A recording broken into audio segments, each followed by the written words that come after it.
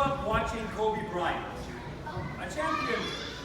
I love that he also has 3 girls, just like me. And he says that people used to make fun of him, saying, hey, you know, it takes a man to make a boy. But he would say back, and I read the quote, and he says back, it takes a king to make a princess. And I have 3 of them. I love them. My father has beat by 5. Well, he has 5, I have 3. But I'm going to bring out 2 out here today. They wrote a little something purely by themselves. They'd like to speak to you. And hopefully they're going to project their voices.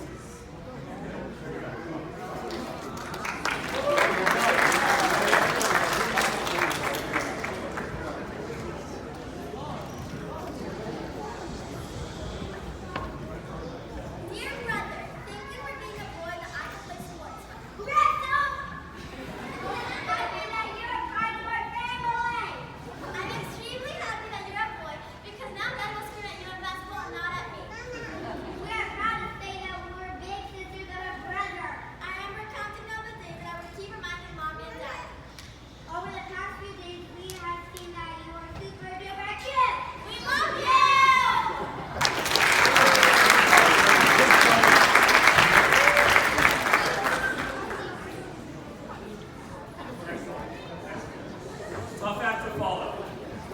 Okay, here we go. It's been 9 months, and I can't believe it's cool, by the way. Hi, it's been 9 months, and I can't believe the day is finally here. We've been waiting for it for so long. NBA Finals next week, by the way. We just had a bris for my son, for our son, Baruch Hashem, or as Shulam Shtisel would say, Chasdei Hashem. Whereas my grandmother would have said in Yiddish, like the Eibishter. She also would say, don't touch the Vierhanden, which in Yiddish is don't touch the curtains. That was her thing. Don't touch the curtains. There's a Gemara in Brochos, there's an amazing toast. Alright, just kidding. No, seriously, there's a major connection between my son's birth and Pesach Sheni, which was 2 days ago. And if someone can tell me what that is, I'd really appreciate it. It's really great to see most of you here. They say that if you look at your friends, you can tell what kind of person you're going to become. And as I look around, I realize I'm going to be new friends. I heard a good laugh. Thank you. A couple quick thank yous off the bat to Perry and Mercedes. I don't see them here, but they were amazing to work with. So much fun. And the best part is they didn't charge us, so thank you very much for that. Tisku the mitzvahs. As some of you know, Gil and I were in the middle of building a house. Now I want to give another shout out to people. Oh, there they are. To Jeff and Dom, my architect and contractor. Thank you also for not charging us. We really appreciate that. Tisku the mitzvahs. I'll explain what that means 9 a.m. on Friday at our meeting. Okay. Oh. I emailed Nick this week, right after baby was born. I emailed Rebecca and I asked her something interesting. I want everyone to mark their calendar for Memorial Day 2032 is Bar Mitzvah. Seriously, it's in the books. So mark your calendar. Speaking of Yik, you're asking, why are we doing it at BJ and not at Yik? Let me tell you why. First, the longest employee working in my office, her name is BJ. That's true. Second, my parents both went to this show when they were dating. They weren't dating each other, they were just dating. And third, and most importantly, the reason why we're here is because my husband is out of town. So thank you to all the family who came in from out of town to share in our simcha. I'm not going to name everybody because it's way too long, and if I do, I usually leave somebody out and they get insulted. So instead I had an idea. I'm just going to say your initials. And I figure who you are. Okay. My family. RS. RA. DA. So we're here. MASADARA. Okay, Gila side. ES and DS. AB. AS. CS. HS. BS. MS and LS. And finally the honorable mentions. LOL. BRB. OMG. TYL. And XOXO. Also a special shout out to the person I have traveled the most with in my life. We have done planes, trains, and automobiles together. I'm talking about the one and only Phil Rubin. There you go. Okay, it's time to get serious, for real. Now, it's really hard for me to get serious because it's not that I'm not a serious person, it's just because when I hear serious speeches, I kind of not listen. So, please listen to this serious part. How do we get to the name Colonimus David, and what are we going to call him? The kahuna is a very important thing for me and my family. We are descendants of Aaron and serve in the Beis Hamikdash. We are honored first in many places. Aliyahs, benching, ben, and we also have special restrictions just on us. Additionally, when everyone else was sitting at the golden calf, we were in shock watching most of you do it. We also were not slaves in Mitzrayim. Baruch Hashem, this is the 12th grandchild for my parents, but the first Cohen. Their first grandchild to carry the last name Katz, Cohen said. Naturally, we needed to name him after a Cohen in the family. I am named after my father's father, Yitzchak. So my father's grandfather, Colonimus Kalman, was the perfect choice. My great-grandfather, Colonimus Kalman, and his wife, my great-grandmother, Yehudis, lived in a shtetl in the Carpathian Mountains called Studena. They had 5 children, Rochel, Orin, Tzvi, Hensel, Abraham, and my grandfather, who I'm named after, Yitzchak. My dad remembers hearing 2 things about Studena: that it was cold and the potatoes were small. Let me show you a picture of my great-grandfather, Colonimus Kalman. We don't know much about my great-grandfather. We do know one thing about him. He was an Er L'Chayim, someone who was honest and honorable, someone you can trust, someone who, when they say something will get done, it's going to happen. A religious and a true Torah Jew. After all, that's why we are here. I truly believe that you pass down the character traits of your children. So in order to understand my great-grandfather Colonimus, I want to tell you one story about my grandfather Yitzchak, who I named after. My grandfather Yitzchak and his brother Abraham learned to be bakers in a town called Holabina. He was married before the war, and Hashem blessed my grandfather with 6 children: David, Aryeh, Zev, Kalman, Yehudis, Golda, and Faith. As was common at the time, my grandfather came to America in 1937 in order to earn enough money to get his family out of Europe before the war broke out. But it was too late. His wife and his 6 children were murdered by the Nazis. May their memory be a blessing. So what did my grandfather do? I can't imagine what he went through. All I know is that he picked himself up, he married my grandmother Mishket, and started another family. He wanted to keep having children to keep the Jewish faith going. He wanted to have sons to keep the kahuna alive.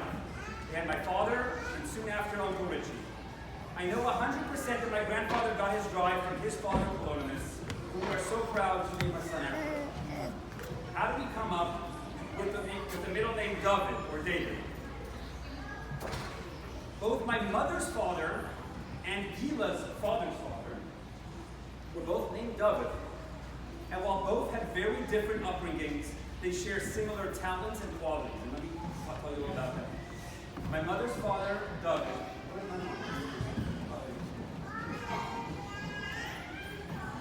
he was born in Shasiva on April 13, 1913. His mom died when he was 3 years old and was sent to live with his maternal grandmother in Bishkena. But she died when he was 9. So he was then sent to Romania to live with his father and stepmother, where he was unhappy. He bounced around in different families until ending up at a family acquaintance named the Fizzlers, who taught him his trade, tailoring. The war broke out. My grandfather worked in the work camps making gloves for the Jews who laid down railroad tracks in the cold.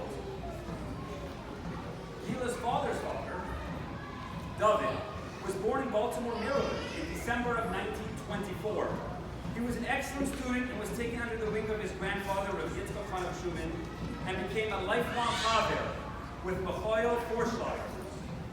Although he went to Cheder, his grandfather began feeding his bright mind Torah, and along with his father, he began cultivating his voice and teaching him Nusa, which he naturally gravitated toward. By age 14, Gila's grandfather David requested his parents to do the unheard of, to go to Torah Das in Williamsburg, New York. It was there that Gila's grandfather learned under a Gedaliah Shor and Rav Avram Palm, and having a keen ear for language, absorbed the Yiddish language. When asking my mom and my father-in-law how to describe their father, they both said the same thing. Handsome men, very talented, and artists. My grandfather was an extremely talented tailor. He made beautiful things. He was a true artist and designer. He made all clothes for his kids growing up. He made all kinds of wedding dresses for all of it. He made all the wedding dresses for his children. He even made my shirts. If my sleeves were too long, he had the shtick where he would fold it up by the elbow. And it was really cool. We ended up seeing it like in a magazine a few years later. I was 13 when my grandfather passed away. I will remember him for being an extremely kind and gentle man, a good dresser, always giving me candy when I came to visit, always with a smile, loving his wife and loving his family with whatever he could give them. I was lucky enough to get 4 years with Gila's grandfather. I loved schmoozing with him, always a good joke, always a Dvar Torah. You can see how he loved to learn and daven. You can see how much he loved his children, his grandchildren, his great-grandchildren. He was also a true artist. In fact, he was an accomplished oil portrait artist. But suddenly he ceased all painting in 1965. His last portrait was of my father-in-law. He would not touch a brush to canvas for nearly 30 years. Being inspired by his beautiful granddaughters and encouraged by his son, he began painting once again. Ultimately, Gila's grandfather would paint portraits for President Clinton and George W. Bush. He presented those portraits at the White House with George W. Bush in the Oval Office. Today, 5 of his portraits are in 2 presidential libraries. Both these men were artists in their own way, and both were Air Lafayette's. Gila and I are extremely proud to have the name David as a middle name to carry on our legacy of these 2 extraordinary men. I'm sure friends will ask, well, what's the English name going to be? Let's just tell you now. Kol David, or Kol David. Kol also means voice in Hebrew. We want our son to have a voice. To have that voice when he duchens and leads in the community. To speak up for Jewish values. When Yitzchak turns to Yaakov and says, Akol Kol Yaakov, what Yitzchak is saying that the voice of Yaakov and Esau, they sounded the same. But the voice that was in front of him, which was Yaakov's voice, it sounded gentle and it always invoked the name of Hashem. This is a quality that Gila and I would love for our son to have.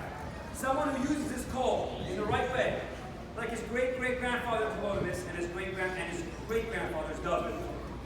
Before I thank Gila, and that is the best for last, I specifically want to thank my in-laws and parents. To my in-laws, thanks so much for bringing Gila in this world. She has so many of your qualities, which is why we get along so well. Even though you are in St. Louis, we know when we need you, you are here in ours. And you always come when we need you. Our kids love spending time with you, and so do Gila and I. By the way, I tell people all the time, it is a blessing to be raised in St. Louis. Such good people there, less distractions, a sense of realness. These are the qualities that you have instilled in Gila and all your amazing girls. Thank you for everything that you do. And to my parents, it's amazing to see the love and respect that we have for each other. You are truly best friends. I love watching you laugh together. Your parenting skills are impeccable. Mostly because you are not fakers, you are nice people. You mean well. No matter what financial state you have been in, Rivka, Rochali, Chai, and myself would have never known the difference because you always gave us what you could. Your love, your support, your encouragement. You also love Yiddishkeit. You know where you come from and where you are going, and that teaches on to your children. And personally, I just want to say it's amazing that you treat Gila like a daughter, like your own, and that's awesome. You can be sure that you are giving both of your parents much notice. I am sure of it. And now to the finale, and then food. My wife, Gila. Hi. I have waited for this moment for so long. For so long I have waited to proclaim in front of all of you here, friends and family, how much you mean to me, how much you mean to our family, and how amazing you are. I was trying to figure out what to do. I asked her about my learn, can I have a guitar in here? Can I play a song? Spira, it's complicated. I wanted to do that.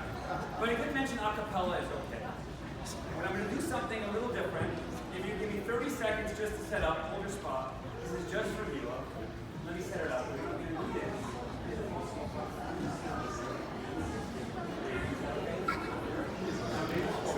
Just give me 30 seconds.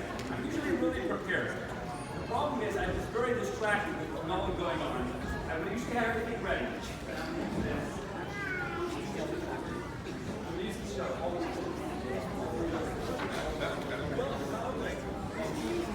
Right? 12 more seconds.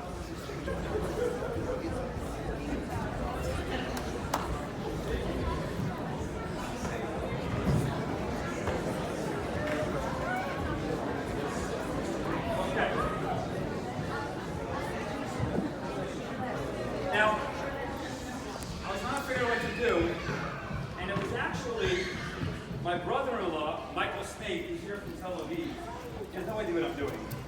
But I asked him, I said to him, what is your favorite movie? Where's Michael Snake? Mike, what's your favorite movie? Tell us, okay. Love Actually? Best movie. Okay, so I'm going to do something special just for you, Love. 1 second. And again, acapella is okay, so don't get too nervous.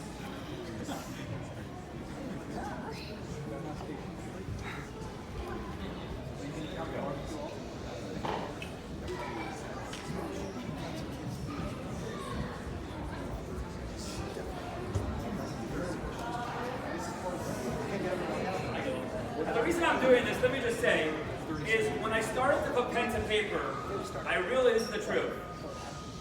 I was getting very emotional. And hi Nora. And I have a soft side, and I don't want you to know about it. So I figured if I do it this way, it would mean more.